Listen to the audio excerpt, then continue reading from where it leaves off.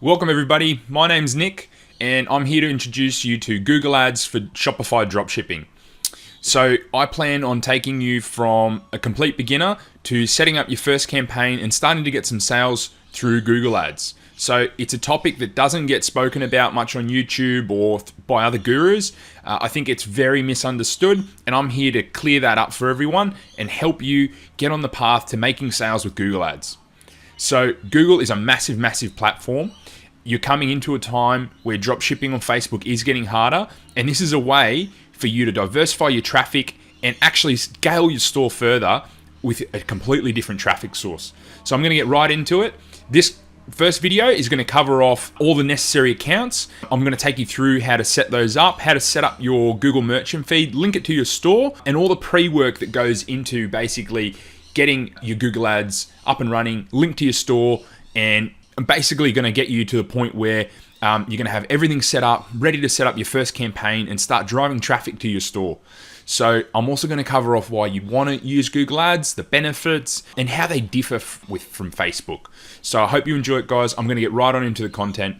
Thanks for listening. So firstly, you're probably asking, why would you use Google Ads? Everyone speaks about driving traffic from Facebook.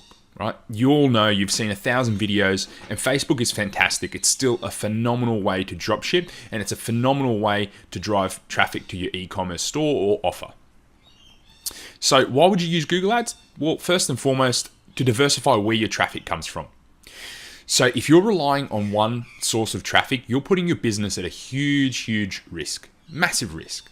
Imagine if you had a client-based business and you relied entirely on one customer. What if that customer left you? What happens on the days where Facebook decides, oh, you know what? I'm not going to send you good quality traffic. Or on the days where there's algorithm changes and all of a sudden your sales are going like up and down, up and down, up and down, and they're just erratic and you can't rely on them. Well, on those days, if you have Google Ads running as well, you're going to be getting streams of traffic coming from multiple sources. It's an absolutely great way to diversify where your sales and traffic come from, and you really, really should give it a try.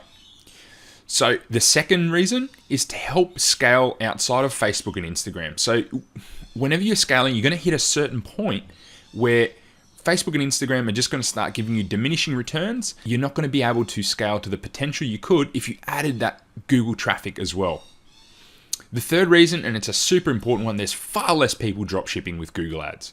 There's not many people are covering this content. So if you jump on it now, you're going to be ahead of the crowd.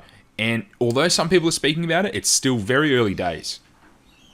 So next reason, you're getting traffic with higher buyer intent. And what I mean by that is the people that are searching on Google are further down the sales funnel and closer to purchasing than those impulse buyers on Facebook. My favorite reason to use Google Ads is actually you don't need to create tons of different ad creatives, so you don't have to make videos, images, the ad copy. You actually, especially with shopping, once you set up that product page and campaign, Google does most of the heavy lifting there. So, and this leads on to the next reason. So once it's set up, it's far less time intensive than running Facebook ads. It's more about looking at the data, making small changes, tweaks, improving those product pages, and then continuously adding products to test. So you're not having to do those videos and come up with fancy ad copy, which for me, I really love. Another good reason is you get phenomenal support from Google. Google is there all the time and they can help you. Facebook support is so hard to reach.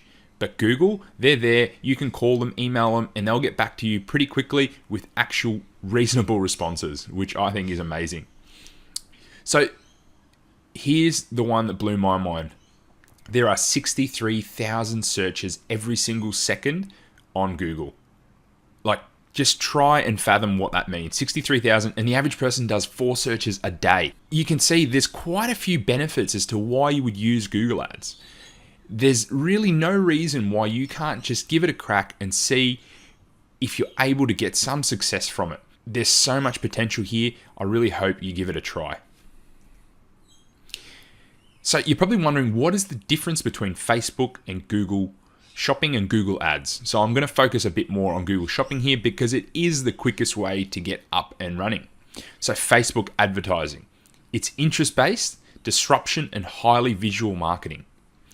Now, Google Shopping ads, on the flip side, they're based on search volume. So it depends on what people are searching. And then does have that visual component because people can see the image prior to clicking the ad. I'm going to show you what a shopping ad looks like in a second. So Facebook advertising is impulse buying. Google Shopping ads, as I've mentioned, has higher buying intent, and the person is at the very least further down the funnel and looking to buy because they're searching, they're doing their research. That doesn't mean that they're super engaged shoppers, but they're definitely further down the funnel than an impulse Facebook buyer. So the great thing about Google is you actually find it a bit easier to sell higher priced products because you've got that trust factor that Google has. People selling on Google get that added trust. I don't feel like Facebook has that same level of trust, and because it's impulse as well, it's much more geared towards selling lower priced products. And of course, this is generally speaking, there's lots of people out there selling higher priced products on Facebook, but they have in-depth sales funnels. So Google Shopping, bit easier to sell high ticket products. Facebook advertising, buyers aren't so price conscious though. So it's impulse buy, right? So what I mean by that is still lower priced products are still favored, right? But the people on there are not searching so much and doing price comparisons. And on the flip side, Google Shopping, your price does have to be competitive. So that is one of the downsides. Now, Facebook advertising, products need to either cater to a niche, solve a problem, or have mass appeal. Google Shopping ads, it's quite simple. Is someone searching for this? If so, then your ad will get displayed as long as you have all those essential elements I'm going to cover off. So you actually know before going in if there is demand or not for a product.